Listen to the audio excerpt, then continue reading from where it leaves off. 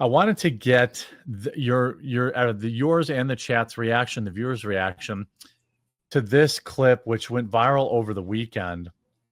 I'll play it and get everyone's reactions. Couldn't believe it. Going through Arkansas, I thought it was a joke.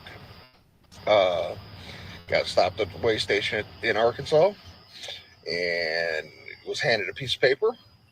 And it says, "Can you read and write English?" I said, "Yes, sir, I sure can." He goes, "Can you read this?" So I read it to myself, and I was like, okay. I started handing it back. He goes, no, read it out loud for me. So I read it out loud for him, and, it's short and sweet, no problem. He goes, "Now, can you write this for me on this paper?" And I did, and there was a whole bunch of people that had already written on it. And I was actually witnessing people in handcuffs that had been pulled in. And I was like, "What's going on?" And he goes, "Oh, we've come across now that if you cannot read or write in English, that it's a $5,000 fine.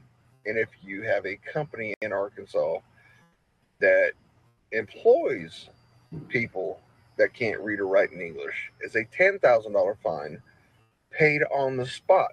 Does he have a cat in his truck? Cannot pay it. I hope so. You're automatically Someone's back there. arrested and lose your license. What a shocker. It is a kitten back there. Shout out Trucker Cat. This is actually a federal law. To get a CDL, you must be able to speak and understand English. This is not a new law. It's just never been enforced. Trucking is still one of those jobs that actually pays pretty good, and it still has an employee shortage. There's a lot of people in that space that, there aren't enough CDLs out there. That's a commercial driver's license. And Amazon gets around that by having everybody use these little sprint vans. The reason that Amazon does all the deliveries with those little cargo vans is because you don't need a CDL to buy one or to drive one of those. Anything bigger than that, and you do. So I think those must be Class Bs or Class Charlies. I'm not sure, but they don't need a CDL to drive them. That's why they're all terrible drivers. What do you make of, I guess, the apparent, when you see a community note, I'm like, oh, they're going to refute this. I'm like, oh, wait, no, this is good. Isn't community note supposed to be for misinformation? Note just says, yes, the post is correct. They do this. The left does this on community notes so that whoever posted this doesn't get paid on it. That's why they do it. They get community noted. You don't get paid on it. They constantly bombard community notes. Yeah. As both of you presumptively already know. It's insane. Yeah, that's pretty interesting. So people were walking with cuffs and they were getting taken off because they were trying to do trucking illegally, or? Well, I want to correct something real quick. Okay. So step up vehicles like FedEx and UPS do not require CDL. So anything bigger than that, anything bigger than 26,000 pounds requires a CDL. So for most local deliveries, you don't need it. Or I guess if you have a lot of freight, maybe you would need it. But I think what he's implying is that they're getting arrested because they cannot pay the fine for not speaking English. It's entirely possible that they had, drugs in the truck, or they had some other thing that they were getting arrested for. I can't imagine that you'd get dragged off in cuffs for not speaking English. That's very hard for me to believe. Yeah, I have a feeling there's something much more wrong going on here. Like, oh, you had a bunch of 12-year-olds in the back of your van. Well, yeah, or you had outstanding tickets or outstanding this, that, or the other thing. But the law is, as it stands, you cannot operate a vehicle. So there are probably a lot of people, just like we saw with air traffic control, who maybe got the, some inside information on what you need to know for the CDL test, even though they actually weren't fluent in English and reading and writing it. And so they're getting pulled out of the truck at the checkpoint. What do you think, Hannah Claire?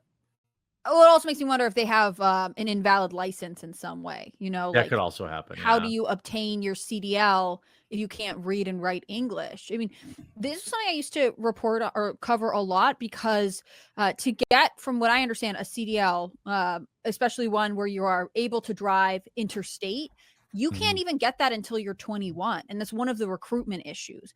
18-year-olds will be graduating from high school, 18-year-olds who are probably in the best position to go on these long haul jobs because Yeah. they're not married yet. They don't have families. Like from what I know, that's when it's the hardest to be a long haul trucker. When you have a life at home, you have to be on the road for weeks on end. That's at the state. That's very state by state, by the way. You can be 18 in Wisconsin to get You your can be CDL. 18 to drive in the state, but Yes. Oh, you're talking about long haul. Yes, you're right. Right. Yeah. Right. and Yeah, so cross-border. the industry generally has a shortage because often if you're like driving in your state, you might step up or go to a different company where you can then drive interstate, if that makes sense. Yeah. Like from California to Texas. Death Beholden does kind of have a point. To be honest, I don't want an 18-year-old behind the wheel of a semi.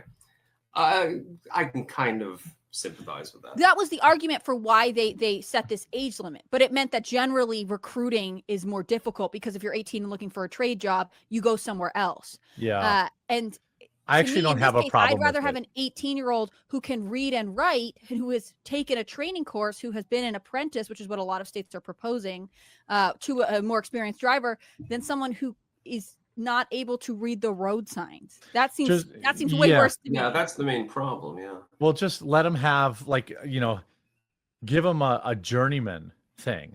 A lot of people say there is no shortage. It's just being flooded by immigrants who will take bottom dollar low prices and make it hard for American CDLs to survive driver pay. Isn't that the same argument they make about agricultural workers? Like Correct. either we don't hire we don't hire Americans, or we don't encourage the influence or the development of technology that can take away some of these low skilled jobs because you have people who are willing to work under the table under terrible conditions for no money because they're here illegally.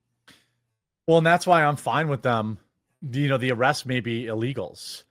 Not everybody driving a truck, especially like there's a lot of ways, like you can get pulled over for skipping a way station. You can do, all sorts of stuff like that. But like, quite frankly, especially interstate, there's a lot of illegals driving these vehicles. Trust me, I see them pop out of it when they are delivering packages to my house. Like, well, and for decades we haven't enforced immigration laws that are on the books because they've taken, or most federal governments have taken this like blind to immigration approach. Either Joe Biden is sympathetic and actually wants illegal immigration to increase, or other administrations like the Bush administration was sort of pretending it wasn't happening. There are a lot of laws on books that they kind of opt to ignore. And I'm glad that this is one that's being enforced, because we can't have a conversation about like, why does this industry have shortages, or should we bring in automatic trucks? I mean, I think Elon Musk is behind some of the push to have driverless semi trucks. Yeah. Okay, great. But terrible idea. also, let's talk about what the actual danger is. If you have someone who's not supposed to be driving one of these trucks on the road, and they can't speak English, they can't read road signs properly, they can't whatever, like that seems like a danger that we could just enforce laws and fix. right. Yeah, I think again, they're probably, these way stations are probably doubling as immigration checkpoints at this point. I love our truckers. They keep, the truckers are like literally the blood in the veins that connect this country. Yeah. And I feel like a lot of them get a bad rap, and it's a job that few want to do, but is so vitally important that like trucking could probably use some PR help. Yeah. Every trucker I've ever met has been like the nicest person I've ever, like I talk to when I go to truck stops and stuff like that. They're all super nice. Well, look at the hours they Well, work. and Jesus. remember what happened when the Canadian truckers said, we are frustrated by the COVID laws and we're going to do something about it. We're all going to drive to the Capitol and surround it. And then immediately they were like, all of the news reporting, well, this is going to impact commerce. This is going to impact prices. Like they took 1 week off. Right. And everyone started to panic. I mean, it's a serious part of our industry. I think it should still be safe, Yeah, we need to do more to protect, someone in chat said, quartering is slowly becoming Tim Pool's hairline.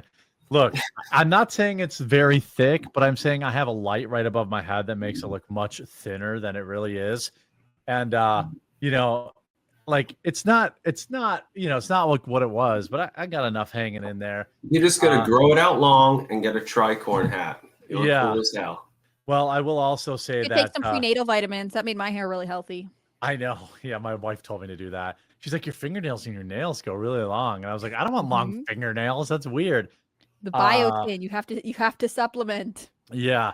The I will say Tim is one of the few people who has a worse hairline than me. I'll just say that. That's like a self burn, but also, Tim did lead Brutal. us, he did raid the stream, so I'm very appreciative of that. I liked for a while that, I mean, especially people who are new, don't watch all the time. For a while, Jeremy was saying that he would, as part of his content, document his hair transplant journey or something. Oh yeah, I'm totally open to hair transplant therapy for sure. If you guys think it'd be interesting, I'm just saying he's the internet's guinea pig for this. You guys could make this happen. Yeah, I would totally do it and not be ashamed of it at all.